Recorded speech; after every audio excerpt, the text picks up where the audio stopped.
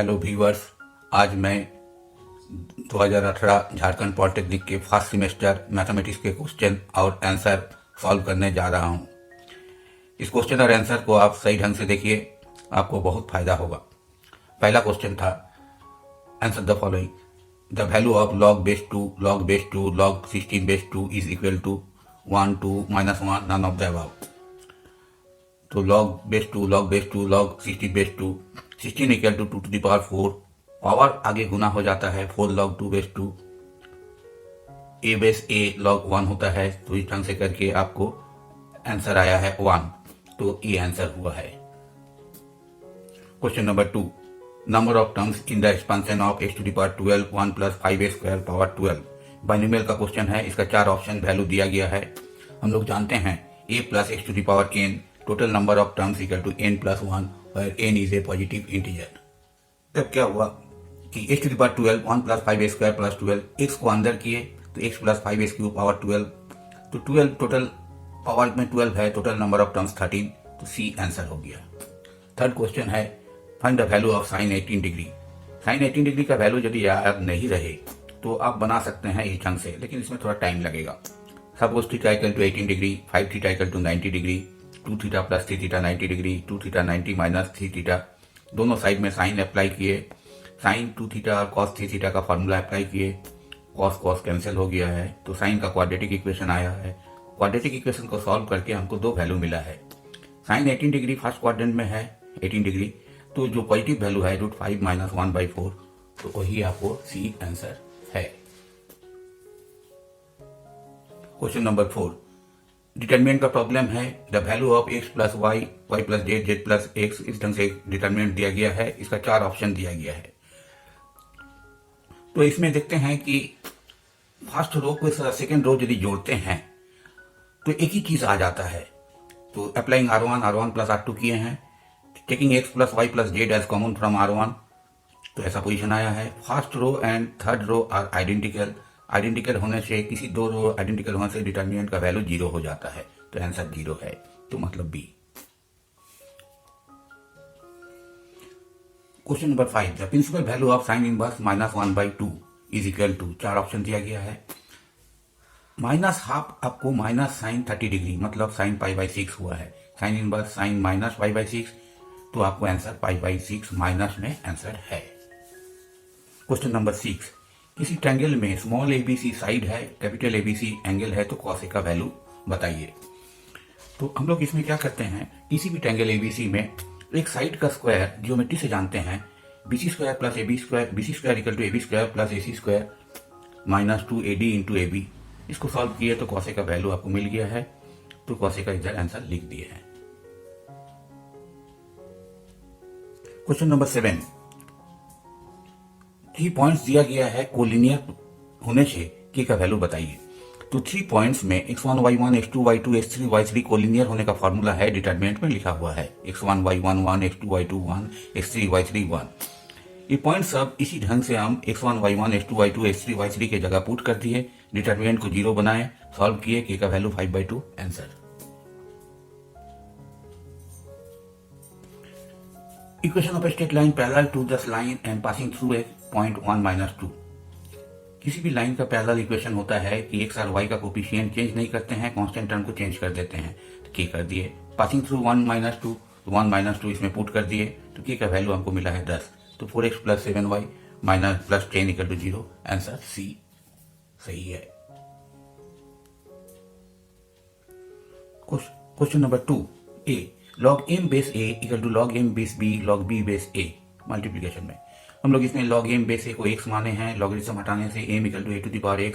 Similarly m का value b का value निकाले हैं, a to the power x m से शुरू किए हैं, m equal to b to the power y, b equal to a to the power z put किए, तो x equal to y z value लिख के लिखे हैं, तो आपको प्रूफ हो गया। क्वेश्चन 2 के b, log a base b minus C log b c minus a log c a minus b, तो उसमें a to the power a b to the power b c to the power c equal to 1 proof कीजिए। जो दिया हुआ चीज है उसको हम k मान लिए हैं, log a equal to k b minus c, उसी ढंग से log b log c का वैल्यू निकाले हैं। तो आपको जो चीज दिया हुआ है 1 प्रूफ करना है, उसको हम p मान लिए हैं, दोनों साइड में लॉग लिए हैं। लॉग में गुना रहे तो प्लस होता है, पावर रहे तो आगे गुना होता है। लॉग ए, लॉग बी, लॉग सी का वैल्यू पुट किए। पुट करने के बाद के कॉमन लिए हैं। ऐसा करते करते लॉग पी का वैल्यू हो गया 0, मतलब लॉग 1 0, तो पी का वैल्यू 1। तो आपको जो चीज चाहते हैं वो प्रूफ हो गया है। क्वेश्चन नंबर 3, पार्शियल फ्रैक्शन का प्रॉब्लम है तो उसको पार्ट करना है। जो क्वेश्चन दिया गया है उसमें स्क्वायर माइनस 1 को हम x माइनस 1 x प्लस 1 लिखे हैं। यहाँ x minus 1 x plus 1 3 linear factors है, तो इसलिए 3 कांस्टेंट के बाद नीचे लिखे हैं। डिनोमिनेटर को हम राइट हैंड साइड में गुना किए हैं, तो एक एक करके कट गया है। बाकी आपको इस ढंग का पोजीशन आया है इक्वेशन 2 में। इसके देखें है कि x इसको 0 करने से x equal to 1, third term को 0 करने से x इक्वल टू माइनस 1, तो x इक्वल टू 0 1 माइनस 1 दो में सक्सेसिवली पुट किए। पुट करने से आपको एक एक करके किए हैं, तो a का वैल्यू माइनस 1, b का 1, c का 1 आ गया है। इसको हम लिखे हैं तो आंसर आपको मिल गया है। ठीक है, बी डिटरमिनेंट का प्रॉब्लम है, a plus B plus c whole cube, इसको दिखाना है। तो हम लोग क्या किया, applying R1 plus R2 plus R3 किए। कैसे जोड़े हैं, तो एक टाइप का वैल्यू आ गया है। Taking a plus B plus c as common ले लिए।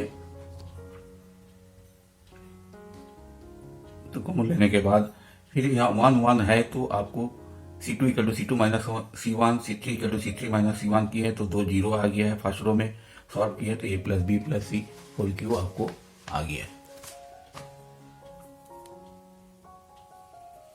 Question number 4A, 3 linear equation दिया गया है, मैट्रिक्स इन्वर्सन मेथड से सॉल्व कीजिए। इस पूरा इक्वेशन को यदि मैट्रिक्स फॉर्म में लिखते हैं तो ax equal to b, a है कोफिशिएंट मैट्रिक्स 1 1 1 1 2 3 2 माइनस 1 1, x का value variable matrix, b constant matrix. तो इसमें कोफैक्टर निकाले, एक का कोफैक्टर, हर एक एलिमेंट का कोफैक्टर डिटरमिनेंट फॉर्म में विथ प्रॉपर साइन निकाले हैं। उसके बाद एडजॉइंट में क्या करते हैं, कोफैक्टर a का डिटरमिनेंट निकाले, डिटरमिनेंट a का वैल्यू निकाले। a inverse equal to adjoint a by determinant a, आपको a इनवर्स का वैल्यू आपको मिल गया।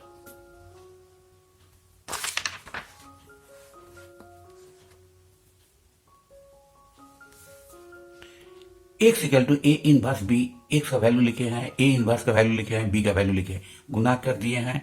तो x y z का वैल्यू 1 1 3, तो x equal to 1, y equal to 1, z equal to 3 आपको आंसर हो गया।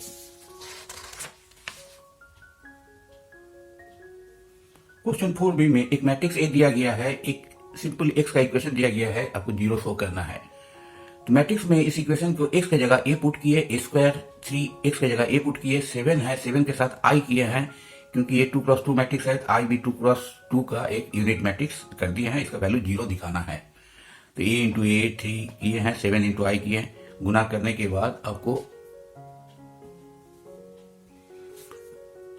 अंतिम में जोड़ने के बाद 0 0 0 0 मैट्रिक्स आ गया, इसको हम लोग 0 लिखते हैं।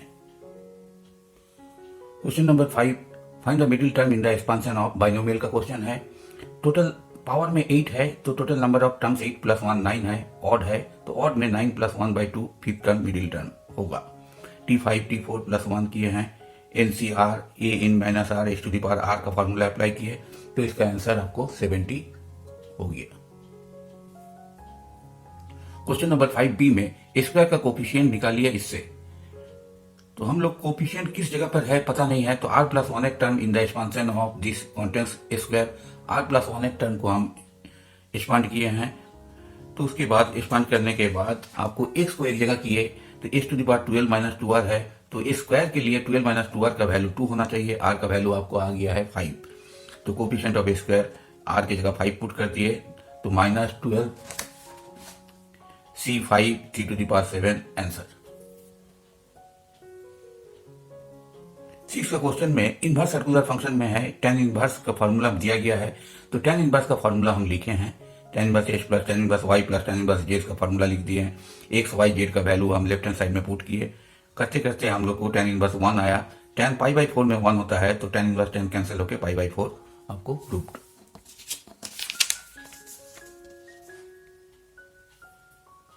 6 का बी में a प्लस बी 45 डिग्री होने से prove that cot a -1 cot b -1 का वैल्यू 2 होगा। तो a plus b equal to 45 से हम स्टार्ट किए हैं, cot a plus b cot 45, cot a plus b का फॉर्मूला ब्रेक किए हैं, कुछ करते करते गुना भाग किए हैं, तो आपको आंसर आपको cot a cot b 2 prove हो गया। 7a prove that in a triangle tan a minus b by 2 a minus b a plus b cot c by 2। हम लोग ट्रायंगल का फॉर्मूला में जो साइन फॉर्मूला जानते हैं, a by sine A, b by sine B, c by sine C equal to K constant, a equal to K sine A, b equal to K sine B, c equal to K sine C. Right hand side में value put किए, sine C minus sine D का formula apply किए, करते करते आपको a plus B plus C equal to 180 degree, इसमें है कि cot a plus B by 2 को tan सी बाई 2 लिखे हैं, तो आपको प्रूव हो गया। 7b in triangle ABC prove that a b cos c minus c cos b का वैल्यू ऐसा होगा। तो cos a और cos b cos c का फॉर्मूला जानते हैं, लेफ्ट हैंड साइड में पुट किए हैं, पुट करने के बाद कुछ कैंसिल हुआ है, जोड़ घटाव किए हैं, तो इसका b square minus c square prove हो गया। Question number 8, find the coordinates of the point which divides the given line segment joining the point x1 y1 x2 y2 internally in the ratio m1 is to m2। Coordinate का ये दो point दिया गया है, section formula apply करना है। ओ x ओ Y में a और b x1 y1 b x2 y2 p xy एक पॉइंट लिए हैं, परपेंडिकुलर ड्रॉ किए हैं, इधर से परपेंडिकुलर ड्रॉ किए हैं। ये दो ट्रायंगल सिमिलर ट्रायंगल है, तो तब सिमिलर ट्रायंगल में हम साइड का रेशियो सेम किए हैं। रेशियो से ही आप रेशियो में फर्स्ट और लास्ट रेशियो, सेकेंड और थर्ड रेशियो लिए हैं, उसमें से आप एक्स और वाई का वैल्यू आपको इस टाइप का आएगा, प्रूफ हो जाएगा।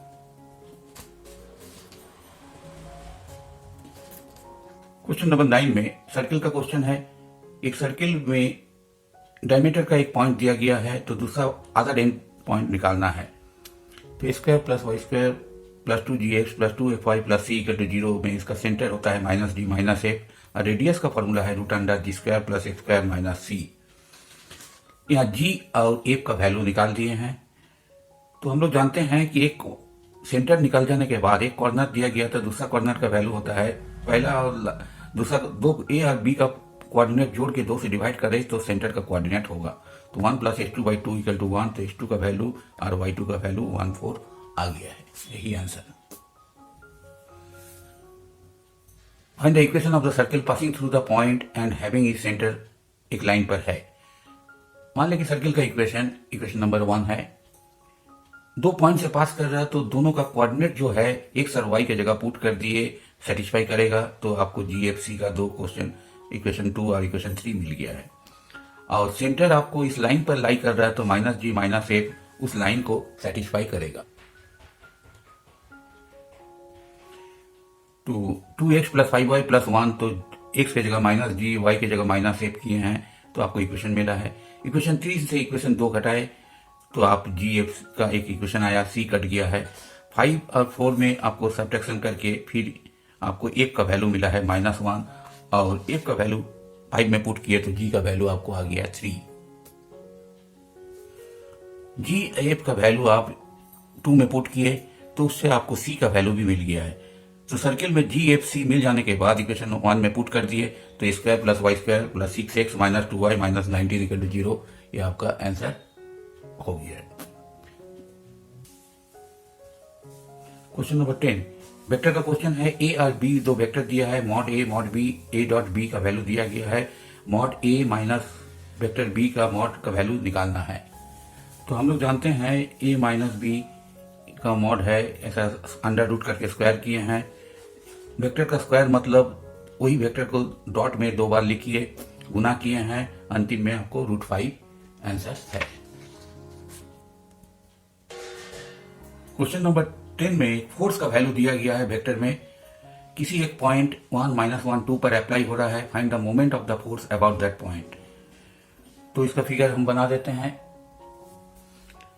ए पॉइंट पर 1 -1 2 पर फोर्स अप्लाई कर रहे हैं, 2i plus 3j minus 5k। P एक बाहर पॉइंट है, इसके थ्रू इस फोर्स का मोमेंट निकालना है।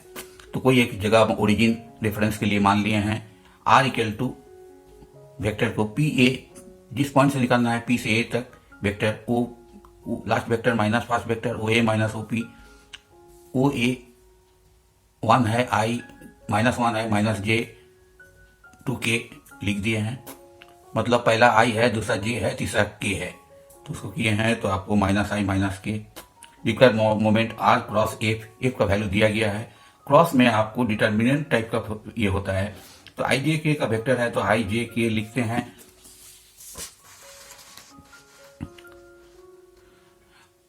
और इसमें है I का कोफिशिएंट -1, J का कोफिशिएंट 0, K का कोफिशिएंट -1, इसमें I का कोफिशिएंट 2, J का कोफिशिएंट 3, K का कोफिशिएंट -5 है। डिटर्मिनेंट को तो ब्रेक किए हैं तो M का value 3I -7J -3K answer moment का। 10 क्वेश्चन था, 10 क्वेश्चन हम बना दिए हैं। यदि आपको फिर दिक्कत कुछ होता है, यदि प्रॉब्लम रहता है तो आप इसको जरूर आप कमेंट बॉक्स में लिखिए, हम इसको जवाब देंगे। If you like this video, please subscribe, like and share. Don't forget to turn on bell icon to get the latest videos. Thank you for watching Math Tutorials for All. For any suggestion, please do comment on the video.